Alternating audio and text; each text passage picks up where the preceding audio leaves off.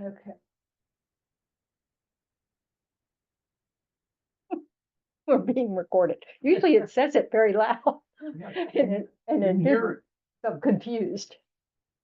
So anyway. Nana, you look very cold. it. Cold in Portugal. It's winter somewhere. Okay. Let's take a moment to do what? What's good at the beginning? Yes. Intention. Is that our intent? Yeah. Make sure your mind's here, not somewhere else. And then remember the reason you came. And then based on that reason, try to set a good intention or set an intention to use your time well with respect to that reason. And then if you haven't thought about it, it's always good to expand your motivation to include the benefit for others. You want to work on your mind for the benefit of yourself, and you make the prayer that it also ripples out to benefit others. Or that you're showing up because you want to become enlightened for the benefit of others. No ambivalence there at all. So just go for it.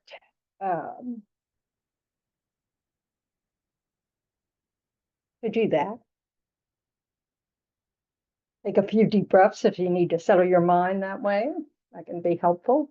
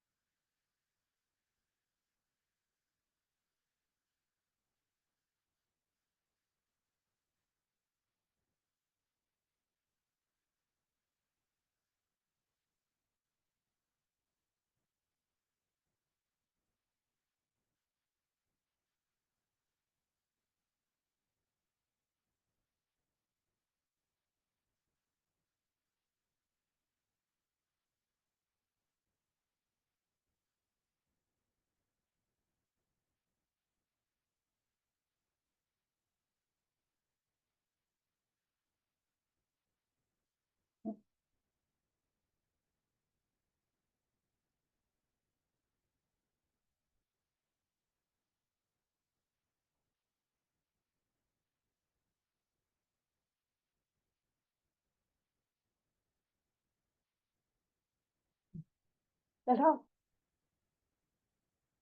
Okay, so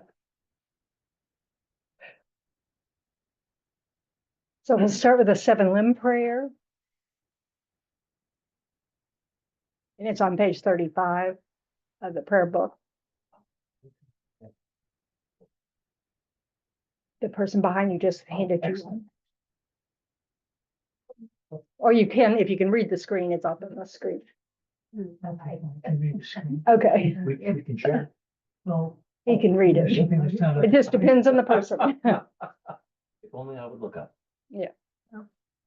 I had that same issue. I'm so short. I never look up. Okay. So reverently, I prostrate with my body, speech, and mind. So this is where we're taking homage. Prostrating is that act of, I don't know what I'm doing, but I trust that you do. So, for the Buddha and the Buddha's teachings, I present clouds of every type of offering, actual and imagined. This is our opportunity to earn tons of merit by just picturing a sky full of the best of offerings. It can be, I like to imagine all the orchestras I can think of, all the, different musical instruments being played, delicious food of all kinds, lights in all varieties, whatever. I'm not into fragrance, but sandalwood. Whatever. Yes. Just so, and the clouds just serve as platters, so You just fill the sky with the best of everything. You could also put everything that you're attached to, offer that up.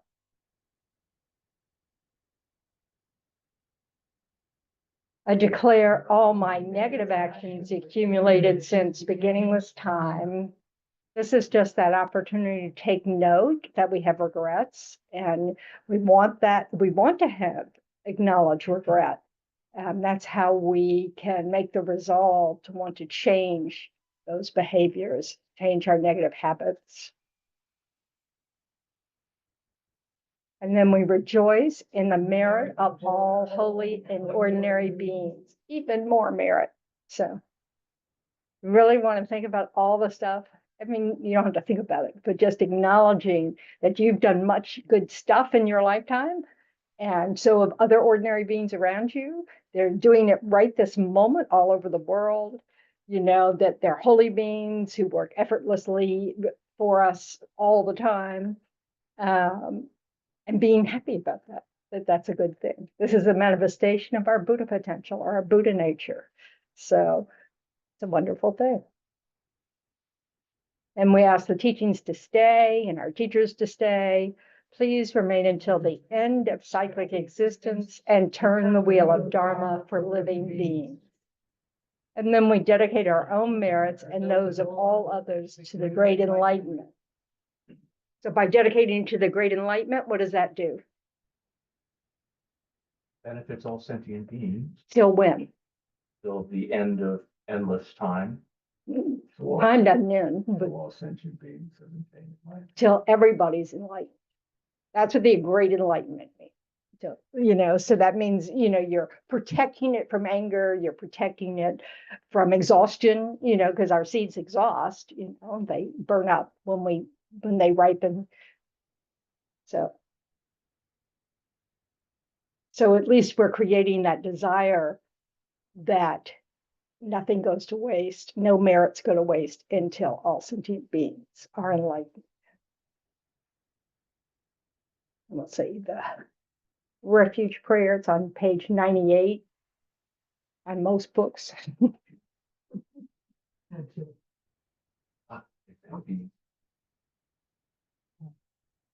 This is recited 3 times. And I won't pause. I go for refuge until I'm enlightened to the Buddha, the Dharma, and the Supreme Assembly. By the merits I create through listening to the Dharma, may I become a Buddha in order to benefit all sentient beings. I go for refuge until I'm enlightened to the Buddha, the Dharma, and the Supreme Assembly. By the merits I create through listening to the Dharma, may I become a Buddha in order to benefit all sentient beings. I go for refuge until I'm enlightened to the Buddha, the Dharma, and the Supreme Assembly. By the merits I create through listening to the Dharma, may I become a Buddha in order to benefit all sentient beings.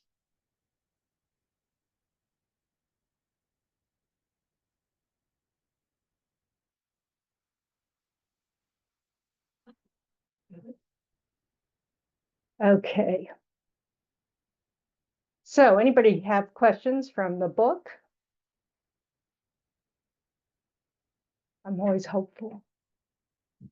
Anybody read anything in the book? Again, I'm always hopeful.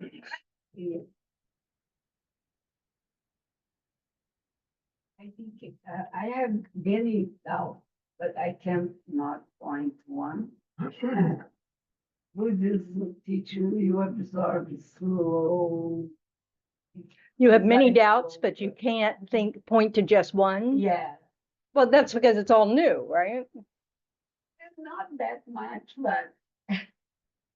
It's okay. Doubts are okay. What we don't want to do is close doors. Yeah.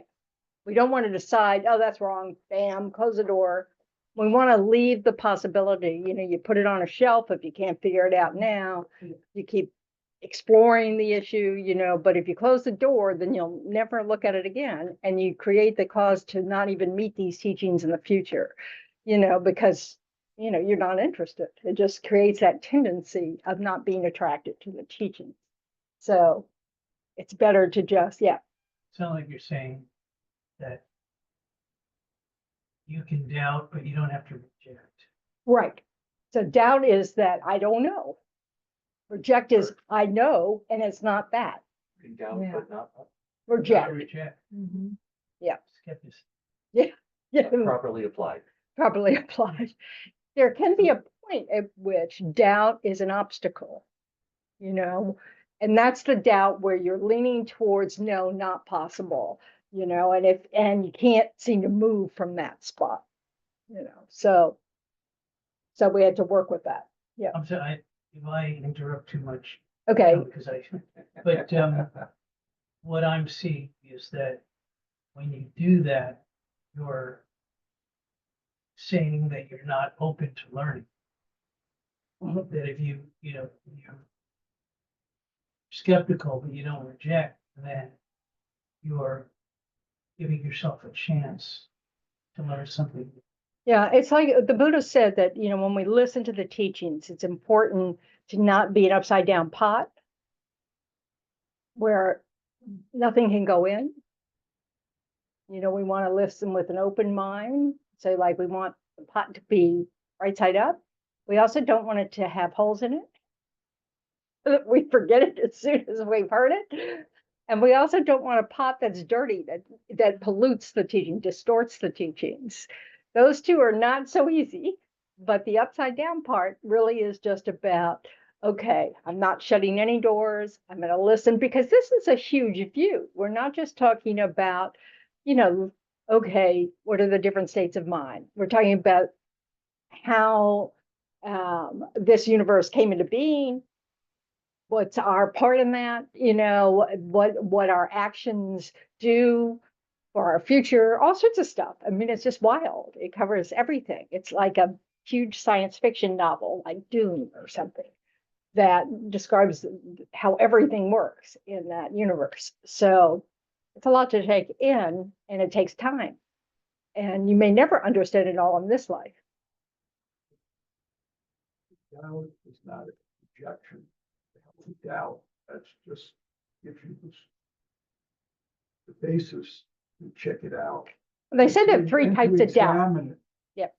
There's a doubt that tends away from the fact, the doubt that tends towards the fact, you know, and then there can be like afflicted doubt where you just can't move.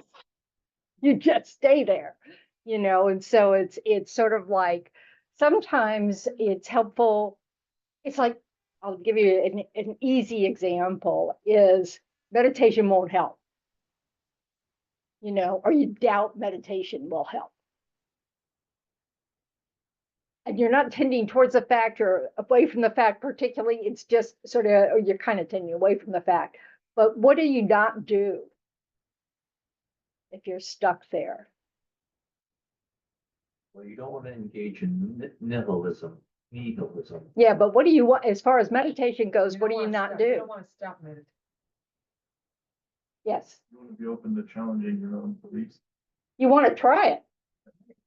If you just it doesn't work, and I'll never try it, you know, or I can't see how it'll work, it won't work for me, you know, that kind of thing, and you don't give it a try, you cannot find out, you know.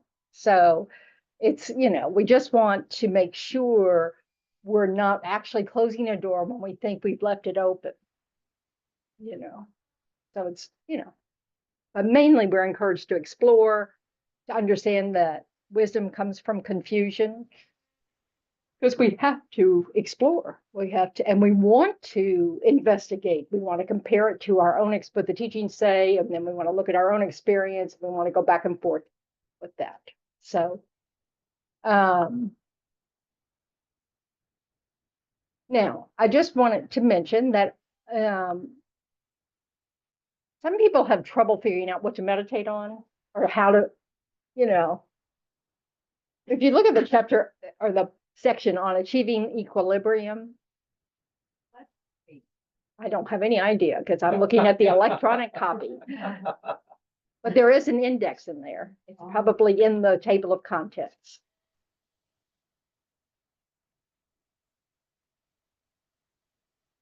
Would equilibrium also be equipoise, or those, you know, those are two different, They're two different things. two different.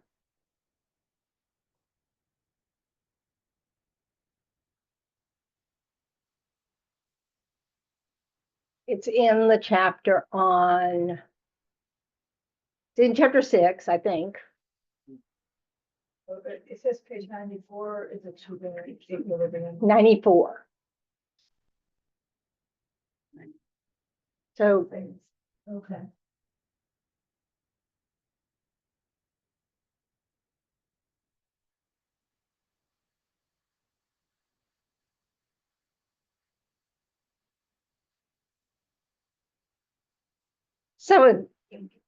on the third paragraph or third paragraph of that section, it says the foundation of equilibrium meditation is to see how senseless and disadvantageous, is that how you pronounce it? Advantageous. It is for us to make such distinctions. So telling you the purpose of equanimity meditation, of equilibrium meditation, about this idea. And so that's a motivation. Say you want to meditate on this, you go, okay, so I want to look at, is it senseless and disadvantageous, to make distinctions between people, friend, enemy, and stranger. Okay. Then you read down, I mean, you could literally read this section. It's about, a page and a half as a meditation. You can either get familiar with it before you sit down, or you can read a sentence and then meditate on that, reflect on that. So your motivation is to try to understand why equanimity or equilibrium is a big deal. Then you make sure you know what the arguments are, because that's what's given here. The attitudes of hatred, attachment, and closed-minded ignorance that arise in us are detrimental to ourselves and others. The wish to destroy enemies and defend friends has been the cause of all conflicts in the world. All negative karma and suffering would come to an end if everyone could see how baseless these divisions are, partisanship is. So this is exactly how you develop a meditation. So when you're reading your text, if you read something, you go, okay, I don't know about that. Or, yeah, that resonates for me. Or he's telling us to do this. So this is when you can, sit quietly with the subject matter as opposed to just reading the book. So you're focusing on it, and you don't have to do some huge chunk at one time. You can do parts of the argument. And then it even goes on to say, first, we must realize that attachment is at the root of all judgments we make regarding the friend, the enemy, the stranger. And it tells us why. We are attached either to threatened possessions, people who have helped us, or our own ignorant view of who is important to our well-being. The disadvantages of this clinging have been described in detail before. So if you didn't, because it's earlier in the book, so this is telling you exactly what to do. So it's not difficult. It's just realizing that that's all meditation is. It's sitting quietly. As you develop some skills, you really try to settle your mind through watching your breath at first, but then you bring up a topic. You plan that and you focus on that topic. So you might think, yeah, but what's wrong with attachment to friends? So you might want to focus on that. What's all this about, this clinging? So, and if you can't find any answers in the book, then you write down a question. I'll bring that to class. That's what I'm here for. So, anyway. And then goes on to the second point. I mean, how straightforward is this? So nothing is certain in samsara, including these classifications, these three classifications of friend, enemy, stranger. And then you kind of go, oh, is that true? Do I have friends that were once enemies? Do I have, they were all strangers. Did I have really good friends who are now strangers? Yes, we've all had that because we've all, moved or, we've grown up. So our childhood friends are not still our friends now. Some of them are. How fabulous is that? But, I mean, so you look at this, and you look at what is going on, because we superimpose onto names like friend and enemy something that isn't there, which is coming from their side. They are inherently a friend or an enemy or a stranger. Well, it's very easy to see with strangers that can't be the case. They're strangers only because of conditions. You just haven't met them yet. You haven't been able to decide whether they're friends or enemies. But even friends and enemies change places, and it's all about us. Those labels come entirely from our own point of view. So that means it's dependent on our, they just describe our relationship to them. Does it work in reverse? Do all the people you think of as friends necessarily think of you as a friend? No, not always. Sometimes a shock to find that out. I thought we. No, Here comes sorry. that guy again. Yeah.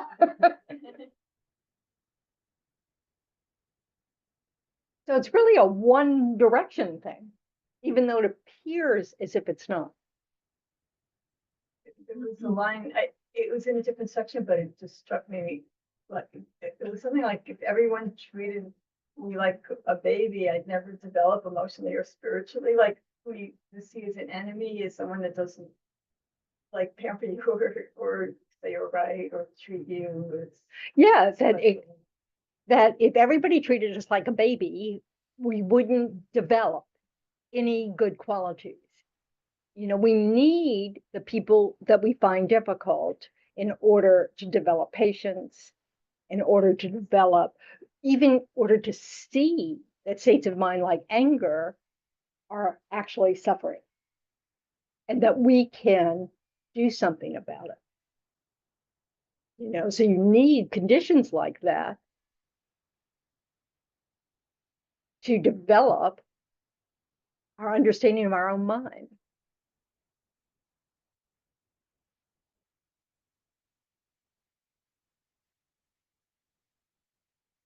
So we want to read with this kind of learning aspect, that this is, they're telling us things to do here. They're not just, I don't know. I mean, like all teachings, they're telling us to do something. So, and we can read it with that ear, of trying, and we want to reflect. So the three things are to, listen to the teachings, reflect on the teachings, and then meditate on the teaching. So the reflection part is just this kind of, okay, da da da da da. Meditation actually is when we come to some sort of conclusion, and then we stay there. So like when our mind shifts and we go, oh, I totally get that now. So, we want to stay there for a while in our meditation. It's like this realization, like when something resonates to you, you don't want to go skipping to the next sentence or the next paragraph, or if you're in meditation to the next thing on your, whatever you were planning on doing, you want to pause there to really take that in. And then when the mind moves again, you've moved on, that moment has passed, then you can take it up with whatever is next, the next step. Well, we can go too fast and skip over those moments where it is sinking into our heart in a different way. And we want to definitely pause there so that it becomes this. First of all, it helps us remember it the longer we dwell on it. And it helps us develop that, so like when we're next time in the situation where we think, that difficult person's coming, whatever, we can think, oh, this is great, because this is my opportunity to develop my good qualities, Or maybe I could leave a door open and this could become a friend.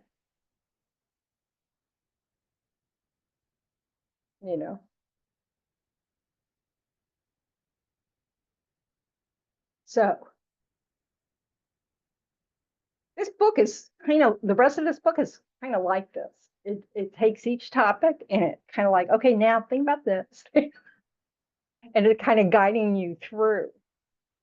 So last week, we touched on death dissolution, the dissolutions of death at the death time. How y'all doing with that?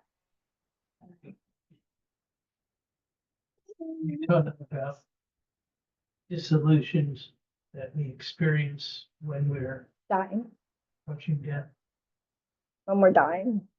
realizations. No, they're more like what happens to the body and mind as you're dying. All together. Yeah, that's helpful. But also we're going to talk about some more. So any questions that just came up or avoidance or what's the point of all this?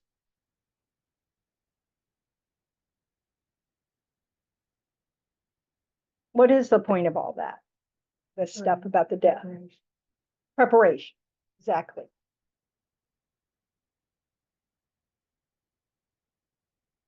At that moment of death, when the thought goes, I'm becoming non-existent, I won't think like that, but it'll be, the gist will be that.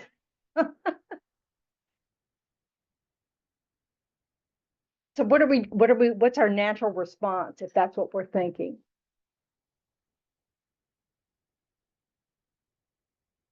I'm sorry? Here, Well, yeah, Confusion. grasping. The craving turns into grasp. At the moment. We want to stay. We want this story to continue, So grasping, yeah, we just kind of go, oh no, it's finally my time. Too soon, too soon.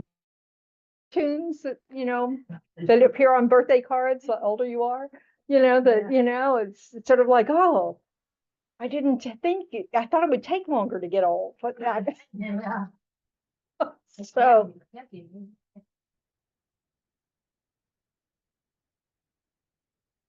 So the links in the 12 links, the links at death are that, you have craving arises. That craving, because you're losing this body, becomes grasping. We're grasping after this life, this body, this story, and that's what gives rise to whatever karmic seed ripens at the time of death. That becomes the condition, So we kind of don't want it to be arising over, I got to stay here. Why not?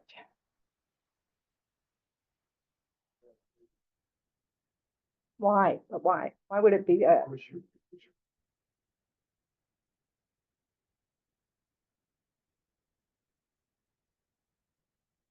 Because you go anyway, you went or not. Well, that makes it pointless. Yeah. It's like, it's not going to do any good. You're still going to die, right? Yeah. So it's not a constructive approach. And then we mentioned the fear. Yeah. It's my understanding that the skandhas, the aggregates that make up what seems to be me, they don't disassociate, but the bonds become looser. Is that I have no idea what you just said. So right, you have aggregates. yeah, that's called the body and mind, or the aggregates are mind, states of mind. The other one's body. So let's make it simple. The Right. body and mind. Okay, those. Right, what I've been taught is that there are 5 and they don't Yep, the correspond. body and 4 consciousnesses. And 4 consciousnesses. And it's my understanding, which could be. Just get to it. It could be ridiculous, absolutely. I didn't that, say that, but that's all right. They begin to kind of drift apart, but I could be completely. Yeah, I wrong. don't know what that means. That's not how I Right, understand yeah, it. but they aggregate and they start to disaggregate. The skanda. The skandhas are 4 states of mind Right. plus form. So what Right. happens as you die? All the sense consciousness start to fail. Right. You know, so they're not disassociating. They just don't. They're going to cease to exist because they're dependent on the body. Your eye consciousness, your ear consciousness, your taste consciousness, your nose consciousness, and whatever one I left out, consciousness. And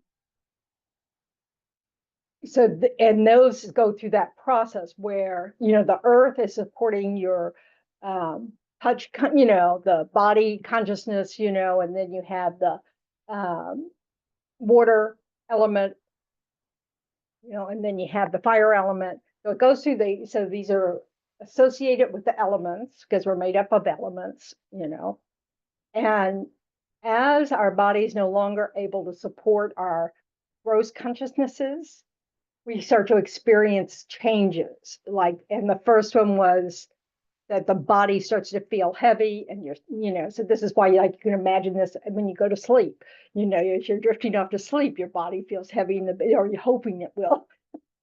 That's what you kind of want. You're sinking into the bed, ready to fall asleep. And when you're dying, you'll have what will arise in the mind. You don't see anything. Fortunately, they call them visions, but they're not have anything to do with the eye. They're mental events, So the appearance of a mirage, because the earth element is subsiding and the water element is sort of, because the earth element's no longer involved, it kind of has more power. So you have this, mirage, water looking, but this is just an appearance. It's not like you see off in the it's like you're sitting, if you're meditating on your mind, not on, just on the mind, what's happening, that condition for all your thoughts to arise. It's like, I don't know what you see, but there's, it's like nothing's there. But then when you bring something to your imagination, so it's kind of like that. So I always picture it as me, and this can be totally wrong because I haven't died yet that I remember. So, but like I'm imagining I'm just sitting in the sky. That's what I'm surrounded by. And these appearances are just, I guess it's like an IMAX theater. It's all around you. So it's not something, definite, because it isn't being by the sight. It's just an appearance. I may not be explaining this very well, but anyway. And so then as the water element starts to fail, you see that image of billowing smoke as fire element becomes more prevalent. And to me, that's kind of like, how sometimes when you put out a fire, or like a campfire, and you pour water on it because you have to, because you're in a hurry. And so you get this real smoky fire, so it's kind of like that, which will dissipate too. So and then as the fire element subsides, you've got like fireflies in the sky, little sparks, and then when that element subsides, and the wind element is what's the strongest thing, and then you have sort of this sense of a flame getting dimmer and dimmer. So it's just this, it's not like you're looking at a flame. It's just that the light is like that. But you know how if you came into a dark room and it was only a candle going out, that kind of fluttery kind of. Like flickering, it's flickering. Yeah, but it's not so pronounced as flickering. You know. But these are as your sense consciousnesses are failing. You know. And you said, you've been taught there are 4, or you've been taught that there are 5 senses. There are 4 aggregates that are mind. Okay. 1 aggregate that is body. That's the 5 aggregates. So it's just body and mind. Right. Okay, This is my visual. good. Isn't it sophisticated? So, I've been taught focusing on bodhisattva vows, bodhicitta. bodhicitta, that I have vowed to become a bodhisattva Right. is an extremely useful And it says that in the text. mindset. Good. Yeah, if you read the text, that will be there too. So, yeah, I mean, well, I think it's in this text, but I was reading His Holiness In text today, that I've read. and I read, and he was mentioning that, you know, refuge, the mind of refuge is a good mind to have. The mind that wishes to benefit others is a good mind to have. You know, if you're with someone who's dying and you want, you know, what you want them to do is be peaceful, not scared. You want to, whatever their faith tradition is, if they have one, you want to support that, you know, and reassure them that they're going exactly where they need to go, you know, and that everybody here is going to be fine. You know, we don't want them to grasp at staying, and we don't want them to be frightened of where they're going. Because the more peaceful your mind is at the time of death, the more peaceful of a karmic seed will ripen. And that will be a better rebirth. We don't have time. We just hope our minds, that's why we want to practice an okay mind for all the time. Not freaked out, not worried, just kind of, okay, I can handle whatever is coming. It's amazing that we learn everything you need to work, to be happy, and the common sense. But it's amazing how nobody talks how you need to practice to die. Well, they do in Buddhism. Yeah, that's amazing how this is not more. Yeah. So All it just depends on different traditions, you know. But all the traditions say, you know, you need to act well, you know, be ethical, be kind, have compassion, be generous, all those things. So we're all practicing the same behaviors, you know. So it's, but Buddhism is really focused on your states of mind and how you can change your states of mind if you bring awareness to it, and then also bring choice and make decisions, see the value. See, that's the point of like this equilibrium or equanimity meditation is developing understanding that it's valuable to you to drop these distinctions of things like all the biases that we hold, you know, that they're just labels and they change all the time. And so holding the label somehow to be really important and signify something is really not helpful. Are they having a conversation? You think it's a TV? It's a conversation. Yeah, I did hear. Voices. I can hear the voices. Are we hallucinating or no? No, I just, you know, sometimes I was, because my neighbors, I can hear them too. I live in a condo. So, yeah, you know, and it's like, sometimes you feel like, okay, if it's a TV or something, they turn it up, I'm gonna actually hear, you know, it's like just loud enough to hear them, but not, I can't eavesdrop. It's like, really, you know, like, what's the point? Turn it up or turn it down. Right. Yeah. So, And I've been taught that the mind sometimes plays tricks oh, you're kidding. on a person and just kind of. I'm live with it. shocked. You kind of live with it. Who knew? Well, everything that we, all the thoughts we have are distorted because of our ignorance. According to the portrait Is of it about Dalai what? Lama. All the thoughts we have are distorted Distorted because of ignorance, because we don't know how things actually exist. You know, we really imbue everything with this permanent kind of independent nature that nothing has, that even intellectually we get that nothing has, you know, but that we still go, oh, that's my friend. How could she say that to me? She's my friend. We get shocked when things break, when relationships, you know, when people act in some weird, when our mind is going, you know, is berserk, you know, but it's because everything's changeable all the time. you know, it Yep. just when I was a kid, I was in Little League, and we got into after the game like a fight with some.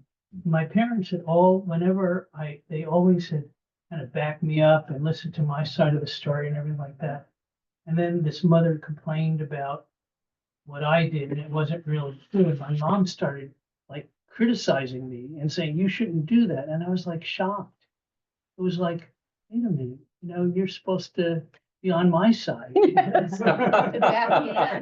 permanent all the time kind of thing. And it's still, I mean, that was when I was like 8 years old, which was at least 20 years ago. And There you go. but I mean, it just really was something that, you know, it stuck with me, obviously. Did you notice Yeah. that time flies? Yeah. Did y'all hear Well, it's that like at the- home? the fruit lies like Okay. the- I heard that one. I like that one. This is the thing, and this is the clue. So, like when you're reflecting on the teachings, these are the kind of things, you know, like you remember, oh, yeah, I have had that experience, you know, because we remember these moments where we're shocked or we're really hurt or we're really like, you know, taken aback, you know, all those puzzled, you know, all these things. That's when that sense of I is really strong. And we, you know, we think there's something wrong with the universe, you know? So, So I the last game in our World Series, I hit a single, which made it, but I almost never, you know, got hits. And remember my mom said, "Oh, and you got a single." I was really surprised. Thanks. but these are the clues we can use to help us investigate the teaching,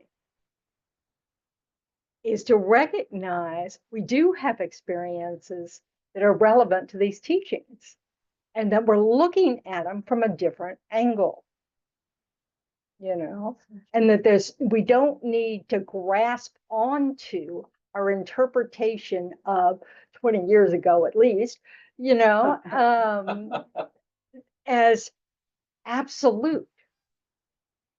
You know, it's okay to kind of chuckle and realize, oh, I see what I was doing. This is that grasping. We're grasping at, you know, our mom always supports us and is nice to us and da da da da da. You know, our friends support us that way. You know, and our friends have sort of the same point of view as I do, but we make all these sort of ridiculous stories up, you know, that aren't even true, based on no information at all. We just expect that. Yeah. Thinking that like what you were mentioning like the process of losing the senses at the you know at the Yeah. end of the yeah That word. and it's almost like we're preparing for that this whole time through different you know experiences. So after the sense consciousnesses have dissolved, you know, then all of your gross consciousnesses are absorbed. Are absorbed. Absorbed. That's how they call it. These are just words. We're talking about mental events here. So there's nothing tangible going on here. The mind is not physical. But they are no longer manifest, basically. They're not operating your gross consciousnesses at this point.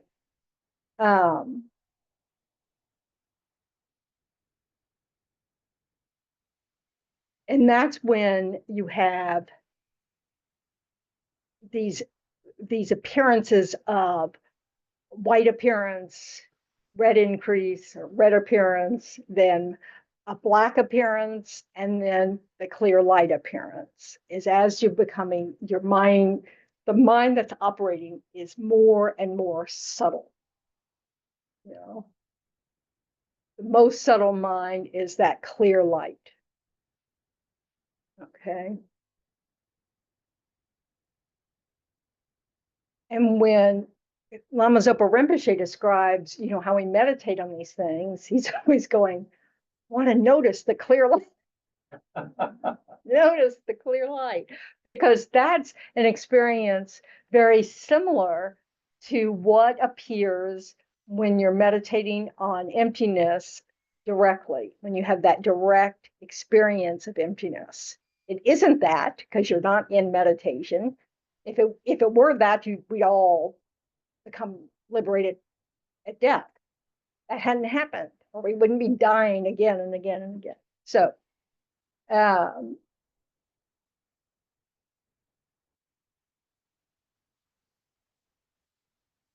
so like if you ever take Discovering Buddhism on death and rebirth, it's, you know, we've got a much more elaborate description of all this, because there are wisdoms that they describe, they're just all sorts of stuff, way more than you need to know at a particular moment. So, but if you're really afraid of death, then understanding these things can help you prepare for it in the sense so that you don't freak out at death. You know, like I remember one of my teachers said that he got, I've forgotten what illness he had, but he got really, really sick when he was young in the monastery or whatever. And he kept seeing water coming through the walls, and he was just drowning in all this water. And that was that process of these appearances of things like the mirage, you know, and of course there was no water coming through the walls, but you know, that's how it all looked to him. But so that these, you know,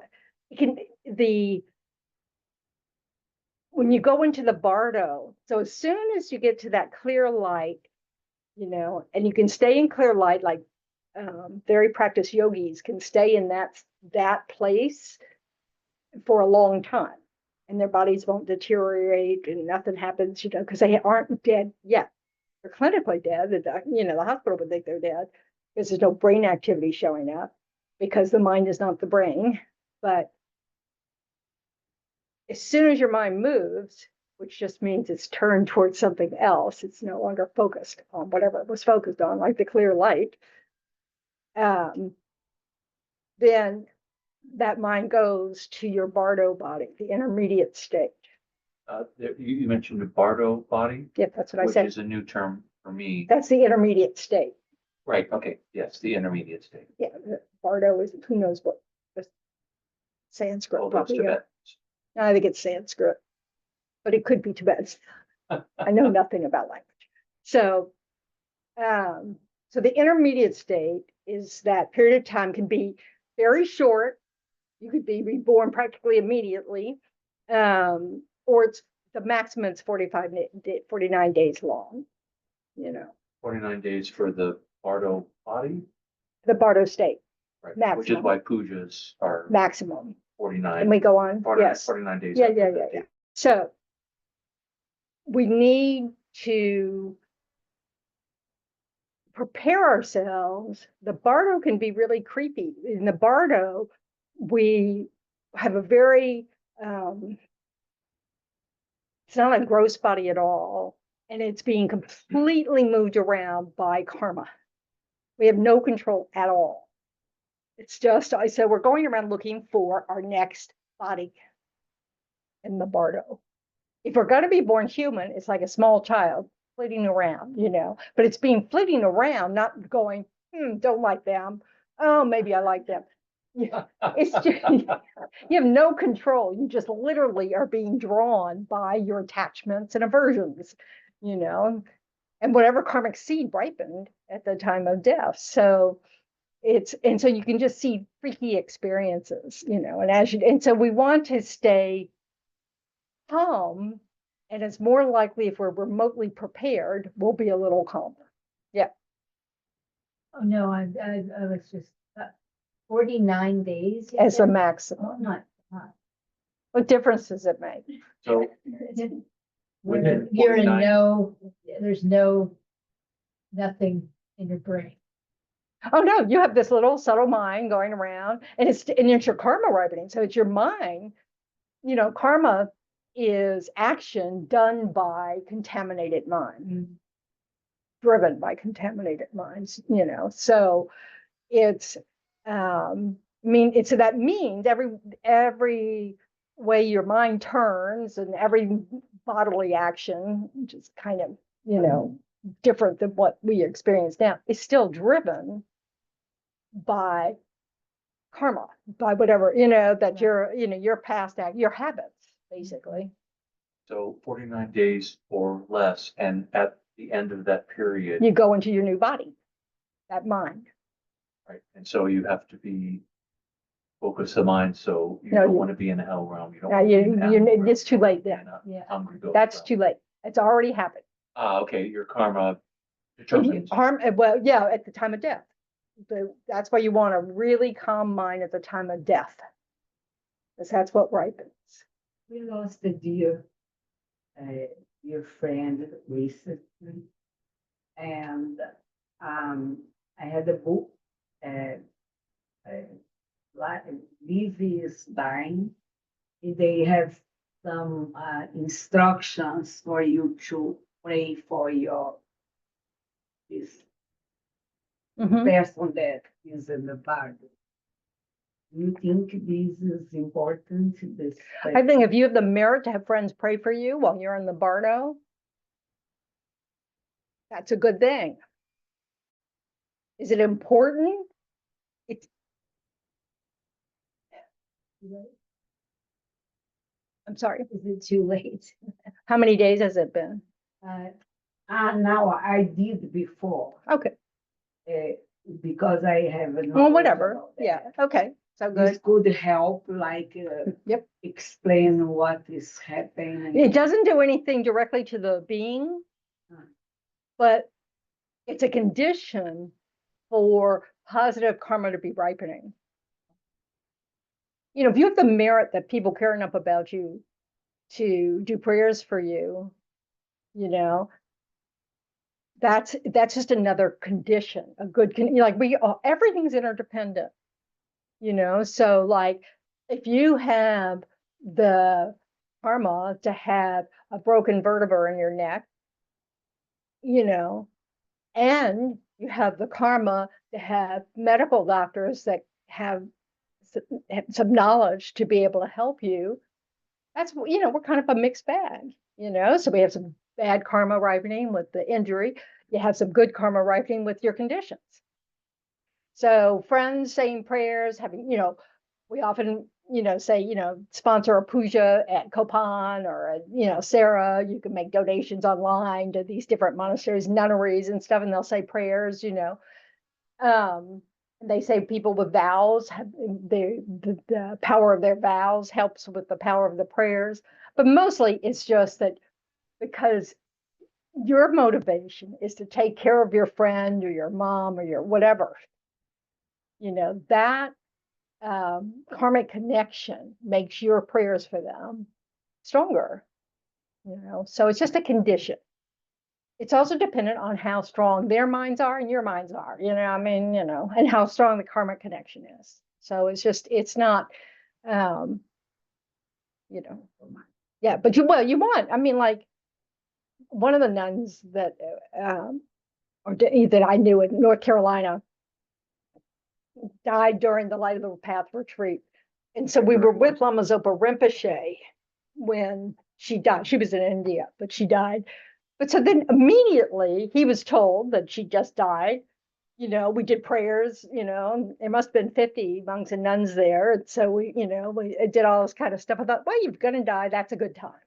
It was good timing on her part, because she knew Lama Zopa Rinpoche, so all of that. So it's just, but can I say it did anything?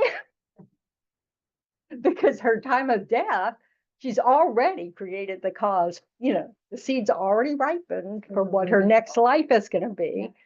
you for the know, living almost. yes.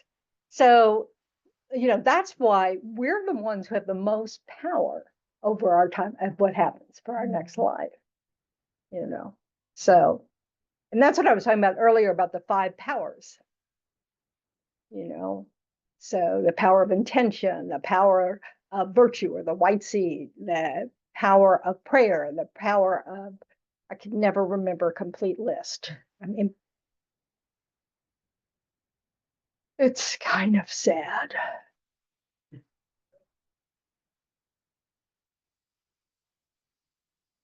Do animals have that 49-day bardo? Yep.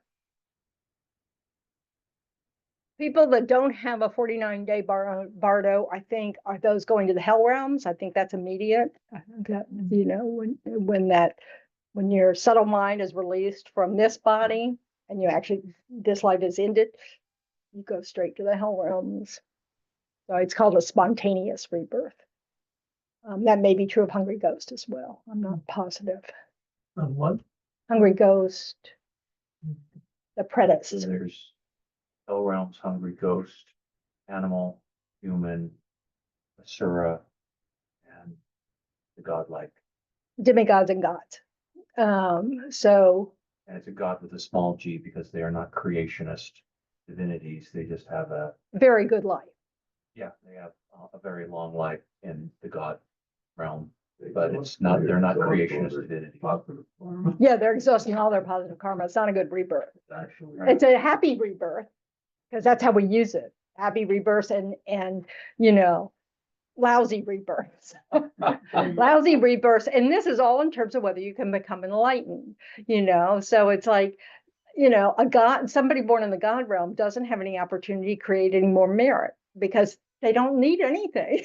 And no one else needs anything. They're all gods. They all have really great conditions, So there's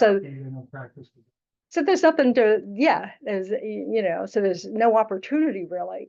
And so they're just exhausting their good karma. And at the end of their life, it goes bad really fast. The demigods actually create a lot of negative karma because they're so jealous of the God realm.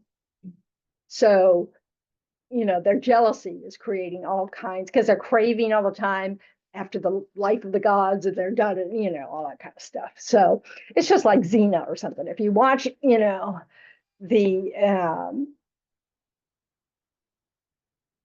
I think the demigod realms is very much like politicians.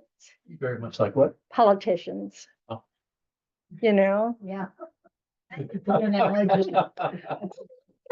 Have something to relate to, and then, the God realms are almost like those people we never hear about because they have so much money that they don't need celebrity. They don't need to say, so like, actors and actresses also seem to be in that demigod realm, because they tend to be very insecure and they always want more and da da da da da.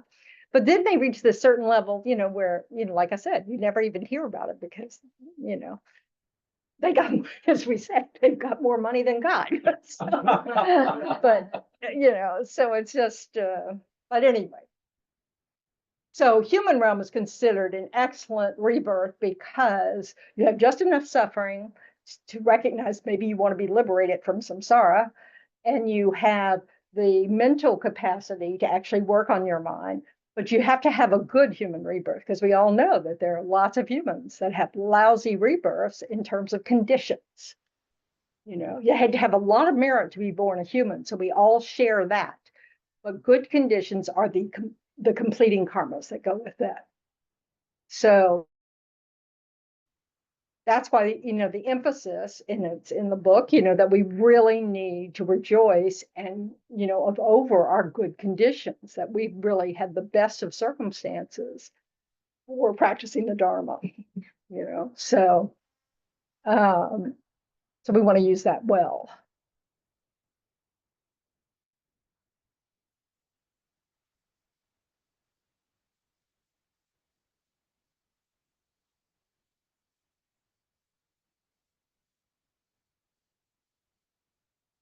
So the next section in the book after the equilibrium starts to talk about remembering the kindnesses of our mother. This is getting at Lamas on kappas, or that's not right. Maybe a t-shirt, or is it lamas on? I don't know. There are two ways that they say we can develop a bodhicitta mind. One is through the sevenfold cause and effect, which is this section, what this is getting to with the remembering the kindness of our mothers. And the other is exchanging self and other. Exchanging the equalizing and exchanging self and other. These, which is taught by Shantideva. So this section is getting, so the basis for both of those practices is equanimity. We always need to start, because what our goal is to have universal compassion, universal love for every single sentient being, that we want to become enlightened to help every single sentient being, not just those we like. So equanimity is where you start. It's the foundation for the practice. So the sevenfold cause and effect then starts talking about remembering the kindness of our mothers. And that understanding that all of us, if we're here now, we had a caregiver that made that happen, because it doesn't take much for a baby to die. You need care. It doesn't have to be loving care. But you need food, you need shelter, you need lots of stuff to just survive. And then as a toddler and as a young child, for a very long period of time, you're very dependent on caretakers. So the fact that we've all made it to adulthood means we had pretty good conditions considering the world. So the idea that we want to remember how kind that is, that someone took care of us even when they didn't want to, even when they were sick, even when they didn't have enough means even for themselves. So they still made sacrifices to make sure their children were okay. All these things occurred, and how kind that is. We don't tend to, in our culture, we're kind of funny about kindness. We don't look at things that people are supposed to do as kindness. So some people you have to kind of start looking from a different angle at what people do, because we are dependent on all the work that people do, whether they're supposed to do it or not. So our very life was dependent on caregivers giving us what we needed for life, to sustain life. But then all the clothes we have, all the food we eat, those are the products of people's livelihoods. But if they didn't do them, we'd have nothing. And there are countless beings out there who work for us. We also participate in that circle, So, and it's all very interdependent. And so we want to look at actions as kindnesses, as opposed to just they're doing their job. Because we need them. It's like when you start to think of, I've been taught that whenever I eat, I should do my best to contemplate all the hard labor. Is that a question? Do you think that's a valid teaching to contemplate? Yeah. Okay. I'm trying to get through something here, so. I apologize. I just wanted to make sure there wasn't a question in there. So, but that's one of the ways in which we can shift our way of looking, so you take a moment to reflect. Okay, think about the clothes you've got on right now. How many people can you imagine were involved in it? Because sometimes you have to think about crops grown for it. Then they have to be harvested. Then they have to get to some manufacturing plant somewhere in the world. So there are all these drivers and boats and planes involved. And then there's, the layers of events that happen just to have clothes. It's like numerous beings are involved. There are even insects and animals involved if you wear silk, or if you wear, and even in just growing cotton, and then it's just, it's immense. And then maybe you're wearing synthetics. Our robes are synthetic, which is why I complain about the heat all the time. So, somebody had to invent those things. Somebody had to figure out you could put dye and things so that we're not all wearing boring old clothes. It's really just that one little thing. Now, it's not important that we have clothes that we happen to like. That's not really important. We don't need that. But having comfortable clothes, oh, I'm so glad I'm not wearing animal skins. I can't tell you. Synthetics even beat that, you know. Um, and I can't wear wool. I mean, my skin just goes wild. So, So you just think about that. Same thing with food, that we think about, oh, it's not just, like, oh, thank you for whoever cooked the meal. It's whoever grew the meal, whoever made the plate you're eating off of, the silverware that you're using, the truck drivers, as we all knew in the pandemic, which became very obvious in the pandemic, how many layers of essential workers there actually are. Because it's not, we live in a very complex society now. And frankly, I really don't want to have cut down my trees to build my hut. And one of those things that you have to do to make clothes that, I don't even, looms and that thing that you go, I don't know what that is. So, I can go to the Shaker village and see how it's all done, but it's like beyond me.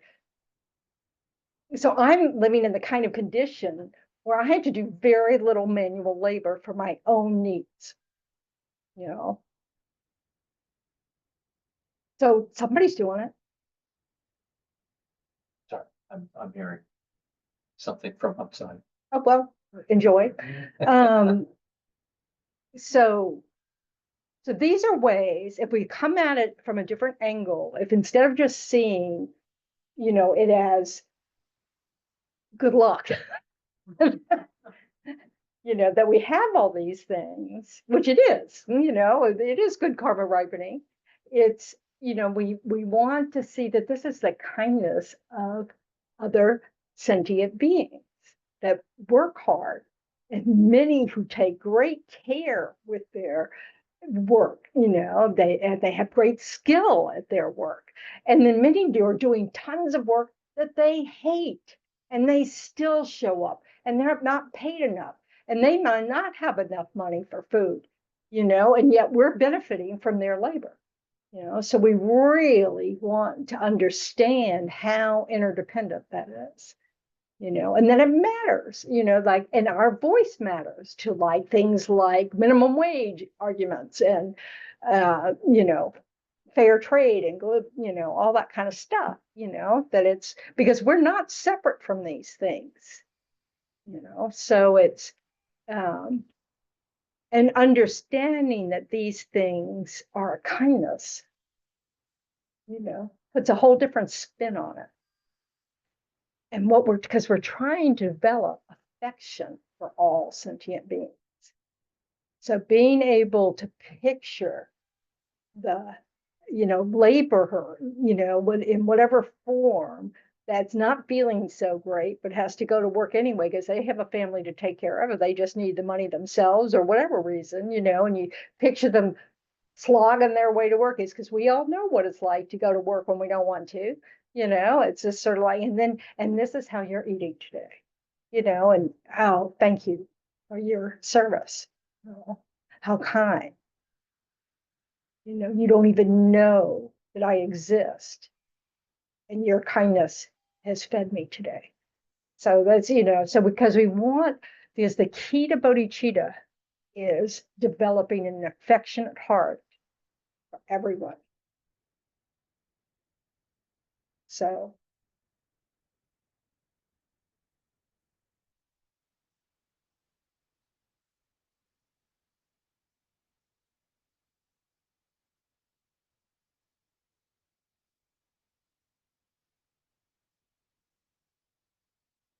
this next section gives you, just like the previous section, just kind of gives you a meditation right there for you. You can just read these paragraphs and then reflect on them. But where they're going is this opening our heart to this sense of interdependence and that we are alive because of the kindness of the hard work of others, you know. And so this is something to think about. You know, if you're having family visits over holidays, you know, it's a great time. With the fact that, you know, we're coming up to a new year, it's a great time to rejoice in all these beings who've done so many things that have helped you, you know, in so many different ways. And then, not to leave yourself out, you want to rejoice in all the things you've done, how you participated in this whole, you know, because I mean, yeah, If you are with someone who's dying. Yeah. Is it a benefit to them if you are saying to them your gratitude, telling how grateful you are to them for all the things that they did for they have you. done for you? and how- It can be. You just have, you know, you just have to see how it goes over. You know, I mean, the thing is, you know, it's like really, you know, if you just have to play it out, you know. So if you start the conversation and they get upset, now having emotion isn't the same thing as being upset. You know what I mean? You know, so you know, you kind of have to weigh that, you know, and you know, so, but if they seem to be getting too overwrought, you know, then you want to shut it down a little bit. Do they get merit by your doing that? Oh, I don't know about that. Depends on their mind. But they got merit from doing those things for you. That's on their mind stream too. That goes to the next line. Yeah. Well, I don't know if it's not necessarily merit, but the calmer you help them be, the better it That's is for them. Absolutely. That's a better condition for their mind for the time of death. But that's why I say if they start to get hooked by your, you know, like we don't want their attachment to arise. You know, so we just, you know, the kind of things we say, we want to keep it, especially if they're really near death. You know, if you had the opportunity to do those things early, you know, I mean, that's, you know, that's the thing. But and then in your mind, you know, like you like medicine Buddha, you know, you visualize in your mind medicine Buddha's over their head, you know, just sending them this, you know, nectar light rays and Nectar like what? nectar rays of light. It's light nectar, the mixture. It's like a Right. straw with the nectar. So, but you imagine that, you know, going into them, you know, bringing them peace of mind, no fear, you know, all the things that they need, you know, all those delightful things they did so that they have a, you know, good seed ripen, you know, that kind of stuff. So it's just, it's not, I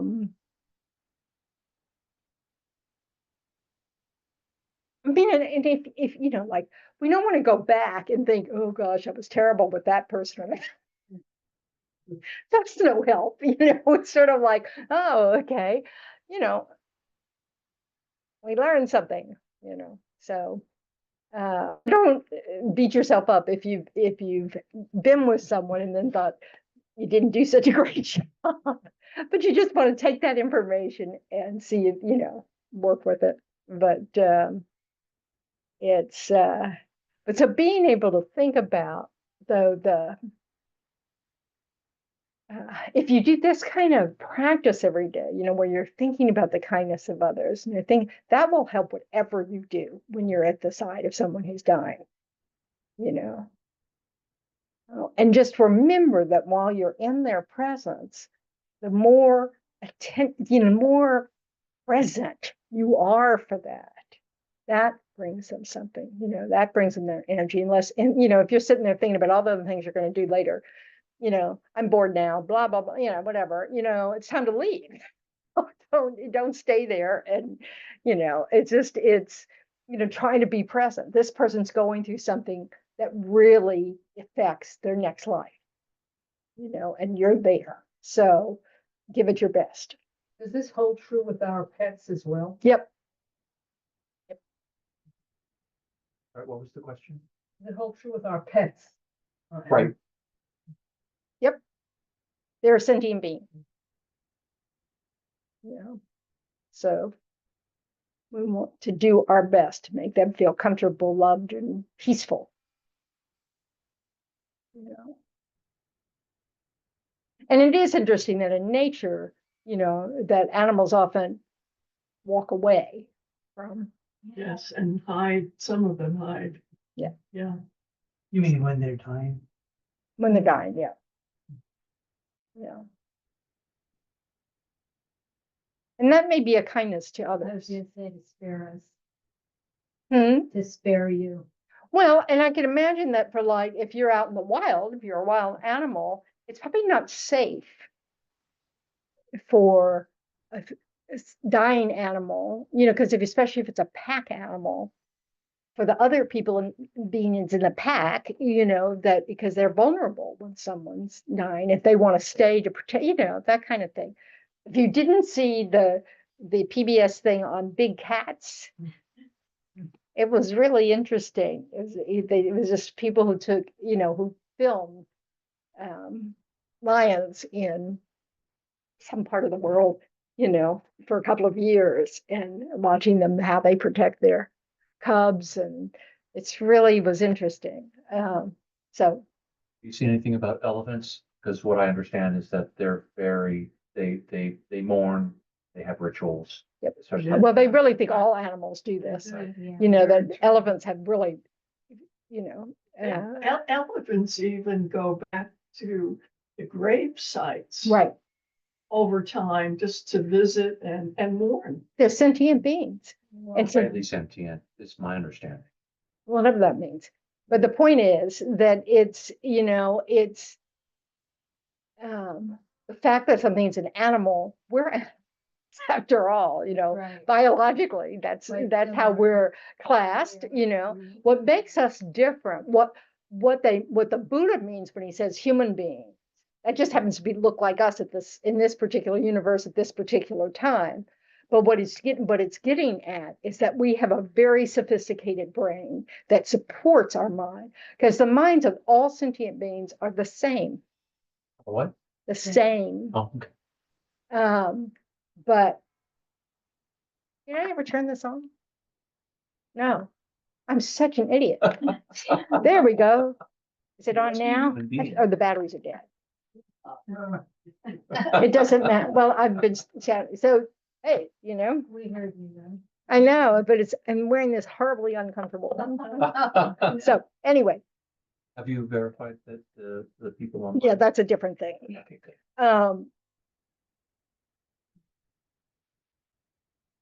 So the distinction between minds is because we're not enlightened beings. So we have limits, you know, we're trapped in these kind of bodies that die, you know, that kind of thing. So, but the minds between sentient beings all have the same nature. They have Buddha potential, all that kind of stuff, you know. But what separates us is that we have really good conditions for becoming enlightened because we have a mind that is supported by a physical thing that really works well. Mosquito doesn't have that. So a mosquito's life isn't good for being able to do anything about their habits. You know, but they can be born human. You know, when their mosquito karma is exhausted, some of their good karma for some previous life can ripen and they can become a human. You know, it may not go straight from mosquito to human. I don't know how that works, but I mean, the point is we're all trading places. It depends on that moment of death. You know, so, you know, a really like an angry mind at the time of death is going to send you to the lower realms. A super grasping, craving mind is going to go to hungry ghost. You know, because that's what they do. They just crave everything and they can't get anything. So we want to have a pretty relaxed, content time of death. And of course, we don't have a lot of control. Yeah, well, yeah, not to self, exactly. But this is why the more we practice this all the time, every day, when we start to get upset, that's a good time to go for refuge. That's a good time to just remember, oh, the kindness of all sentient beings, especially if we're upset with one of them. Remember, all our interconnection, our interdependence, so that we can go back to having that real, where we take a deep breath and we can tolerate whatever came up, so we're not we don't get hooked by the angry mind or the greedy mind or the whatever. That makes sense. Okay. So we'll have 2 weeks off. I don't know.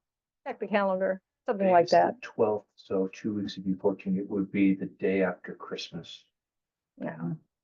So Third Thursday will be the first time we meet.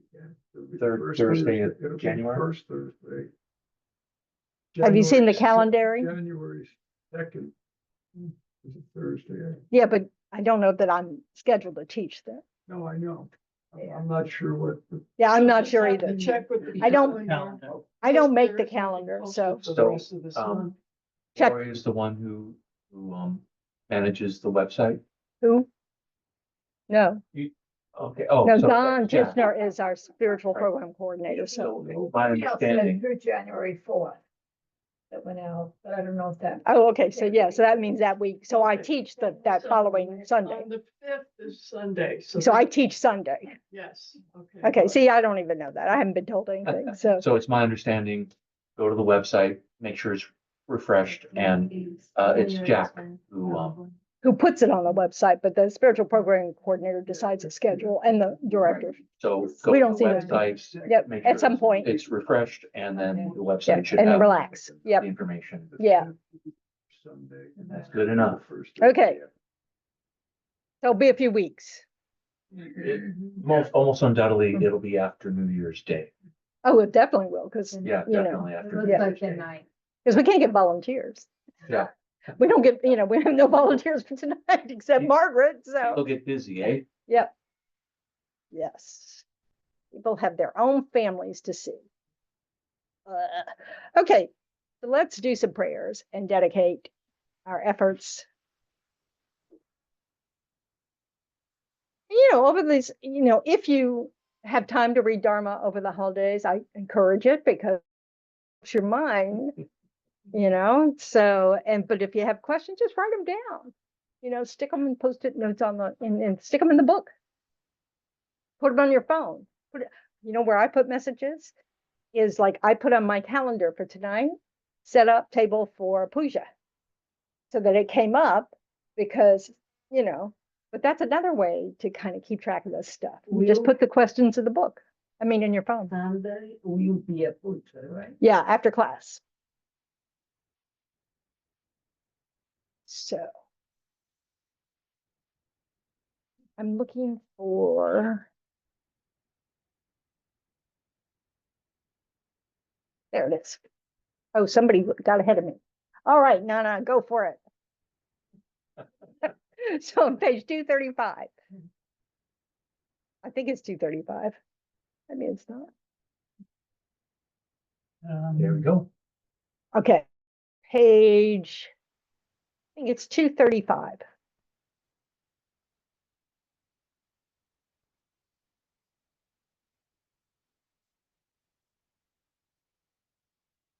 Yeah. Okay. So remember, rejoice in your efforts, because we're dedicating the results of those efforts, the positive things that will happen because of those efforts, to be of benefit to others. And the first one, though, is that bodhicitta motivation, Due to the merits of these virtuous actions, may we quickly attain the state of Pura Buddha and lead all living beings without exception into that enlightened state. May the supreme jewel bodhicitta that has not arisen arise and grow, and may that which has arisen not diminish, but increase more and more. Just as the brave Manjushri and Samantabhadra too realize things as they are, I too dedicate all these merits in the best way so that I may follow their perfect example. I dedicate all these roots of virtue with the dedication praised as the best by the victorious ones thus gone. One might perform Good works. Okay, now Dedicate whatever virtues I have collected. for the benefit of the teachings of all sentient beings, and in particular for the essential teachings of perfect, pure Lozan Drapa to shine forever. And so then we'll turn to 244.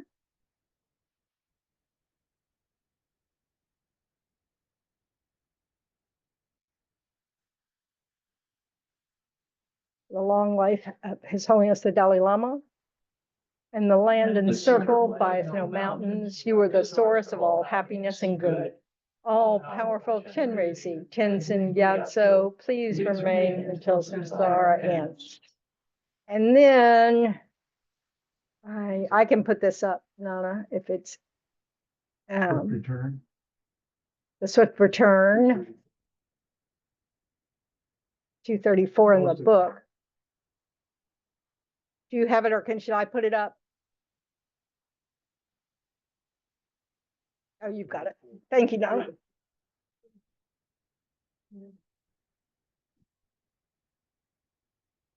That's not it. Okay. So this is for the swift return of Lama Zopa Rinpoche.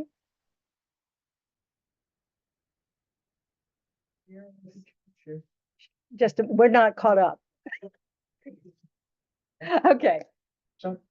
Fearless teacher and assembly of the children of the victorious ones, Shravakas and Pratyeka Buddhas, victorious Lozan father and son, along with the lineage masters, all the objects of refuge of infinite lands, please bestow the virtue and goodness of accomplishing this prayer here and now. Holding and spreading the moonies precious. Holding and spreading the Muni's precious and complete teachings through explanation and practice.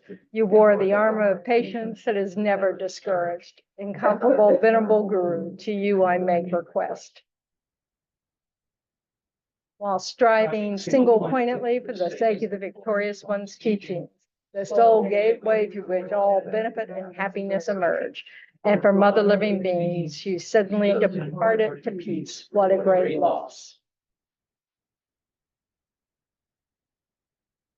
Nevertheless, through the undeceiving truth of the blessings of the ocean, of the three jewels, and the great waves of Bodhicitta of the children of the victorious ones, may the smile of a reincarnation swiftly beam in glory for fortunate disciples. Thank you, Nana. So